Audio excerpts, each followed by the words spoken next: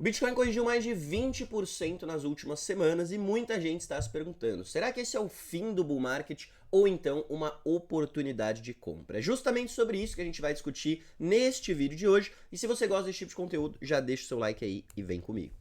Então vamos lá, pessoal, vamos começar falando sobre o índice de medo e ganância. Ele está apontando neste exato momento extremo medo, com o indicador apontando 20 pontos. Pra vocês terem uma noção, nem quando a gente teve aquela liquidação lá do dia 10 de outubro, que foi uma liquidação massiva no mercado, a gente teve esse indicador apontando tanto medo quanto está apontando agora. Então tem muita gente realmente preocupada se esse é o fim do bull market ou não, né? Mas, historicamente, quando a gente tem esses momentos de extremo medo, aparecem, na verdade, boas oportunidades de compra, né? Não só o mercado cripto está com medo no momento, mas o mercado de ações também está em extremo medo, né? Apontando ali 18 pontos aproximadamente, e realmente é um momento aí, né, onde muitos investidores estão começando a se perguntar se realmente esses valuations que a gente está vendo em vários ativos por aí fazem realmente sentido, tá? Ainda falando sobre o Bitcoin, essas correções de mais de 20%, elas são completamente normais, tá, pessoal? Só ao longo dessa bull run, a gente teve mais de 6 eventos de correção acima da casa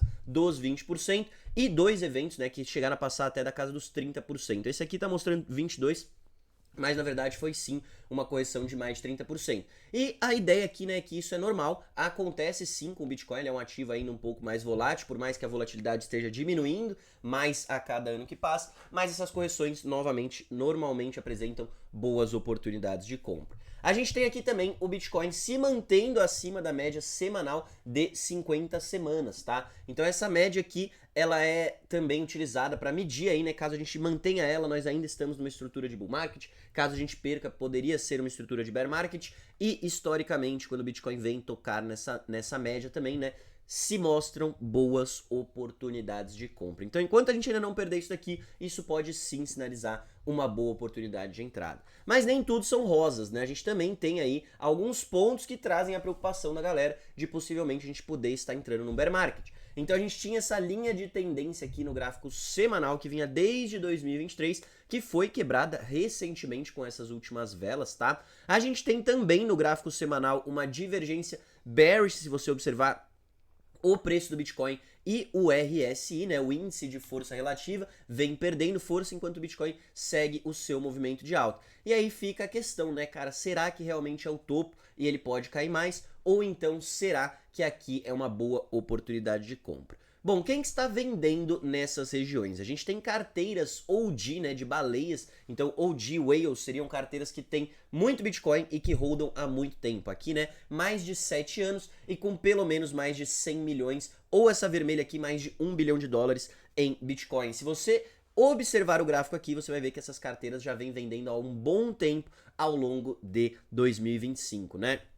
O que é normal quando o preço atinge, né, novas máximas históricas absurdas assim, a gente costuma ter, né, realmente grandes baleias aí, né, pessoas que seguraram o Bitcoin por muito tempo, por mais de 7 anos, que estão com valuations, que estão com multiplicadores enormes nas suas carteiras, realizando um pouco de lucro, certo? E por mais que eles já venham realizando há um bom tempo, a gente tem mantido sim demanda compradora para continuar mantendo o preço do Bitcoin nessa subida, né? Você pode ver que lá em 2021, quando a gente teve essas baleias vendendo, o preço já despencou depois, não teve tanta demanda ali, né? Conforme a gente teve realização de baleias. Mas dessa vez, neste ano de 2025, cara, as baleias já estão vendendo há muito tempo e o preço do Bitcoin continua subindo. Por quê? Porque a gente tem uma nova demanda que está absorvendo o Bitcoin dessas baleias antigas, né? E quem que é essa nova demanda? Bom, boa parte são grandes instituições, né? Então, empresas e corporações que estão acumulando Bitcoin. A gente tem aqui no Bitcoin Treasury Companies, BitcoinTreasury.net, desculpa,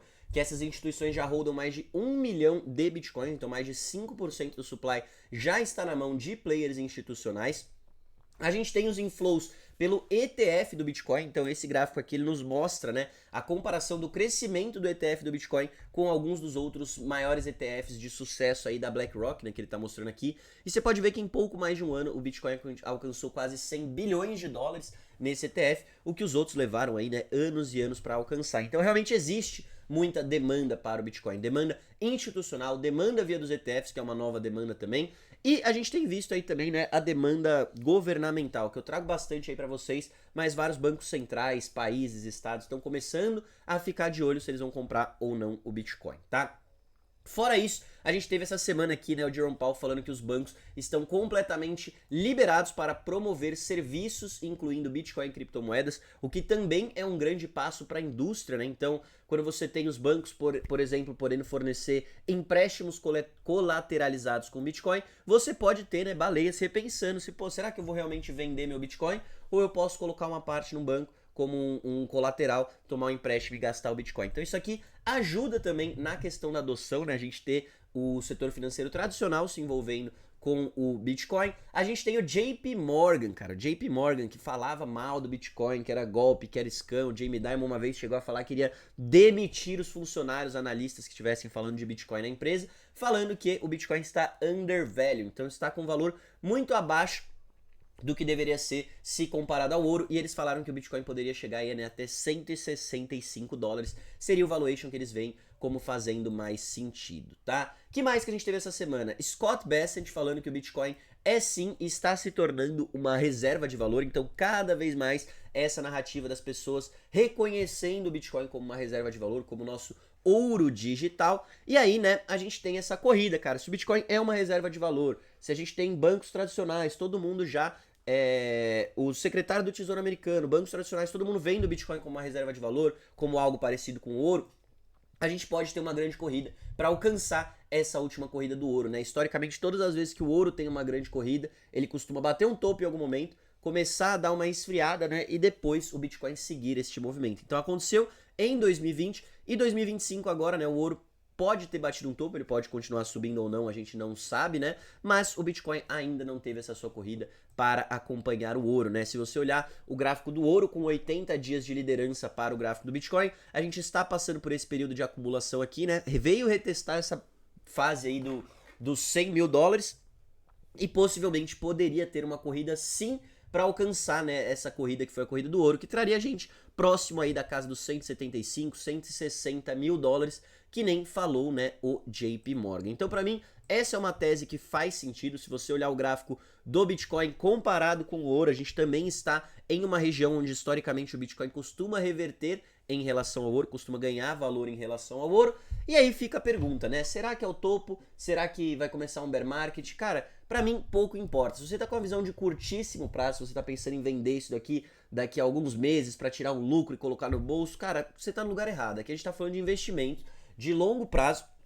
E se a visão é de longo prazo, para mim sim é um excelente momento para você entrar no Bitcoin, certo? Então, muita gente fala isso, né? Fala, pô, mas eu perdi o tempo, o Bitcoin já subiu muito, agora eu preciso buscar assimetria em altcoins, em outras coisas, porque já era. Cara, eu entrei em 2019 no Bitcoin, eu tinha esse pensamento, pô, perdi minha chance, eu preciso buscar assimetria em outras moedas, eu preciso. Cara, não tem mais tempo no Bitcoin pra mim. Mas a verdade é que não, toda vez que alguém entra com esse pensamento, o Bitcoin ele continua subindo e continua marcando novas máximas históricas. Então, quanto antes você entrar, melhor, né? A gente tem esse post aqui do Simpla Bitcoin falando, você nunca está tarde demais para o Bitcoin. Aí a galera falava isso em 2014, falou em 2018, eu falei em 2019, 2022, 2024, e daqui a pouco, uma hora ou outra, a gente provavelmente vai ver o Bitcoin batendo $1 milhão, alcançando aí, né, próximo ao market cap do ouro, se o Bitcoin fosse fazer 10 vezes de onde ele está agora, bater a marca dos $1 milhão, a gente estaria falando de um ativo de 20 trilhões de market cap, o que ainda nem seria, né, o market cap do ouro, mas eu vejo ele se posicionando cada vez mais como o segundo maior ativo de reserva de valor, né? A gente tem várias empresas aqui na frente do Bitcoin, mas o Bitcoin ele tem qualidades muito mais parecidas com o ouro, ele deveria estar muito mais próximo ali do que é o ouro. Na minha visão, ele é até melhor do que o ouro, né? E novamente, nunca é tarde demais para você entrar no Bitcoin. Então, pô, tô pegando agora a $100 mil. Pode cair mais? Pode, ele pode ter uma correção um pouco mais acentuada, vir retestar aqui os 80 mil, quem sabe, talvez os $70 mil.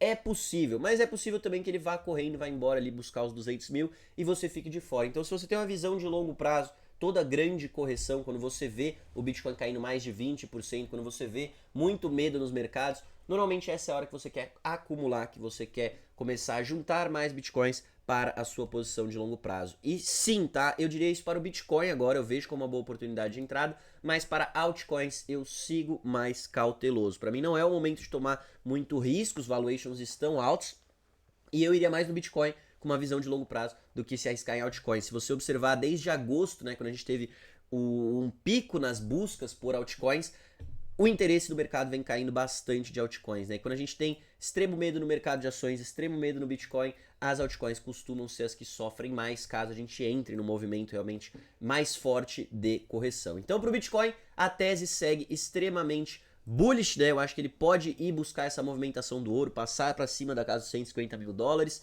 Para longo prazo, eu vejo o Bitcoin ainda batendo milhões e milhões de dólares. Para o curto prazo, cara, pode ser que corrija mais, pode ser que não, mas aqui, no preço que ele está, eu já vejo sim como uma boa oportunidade de entrada.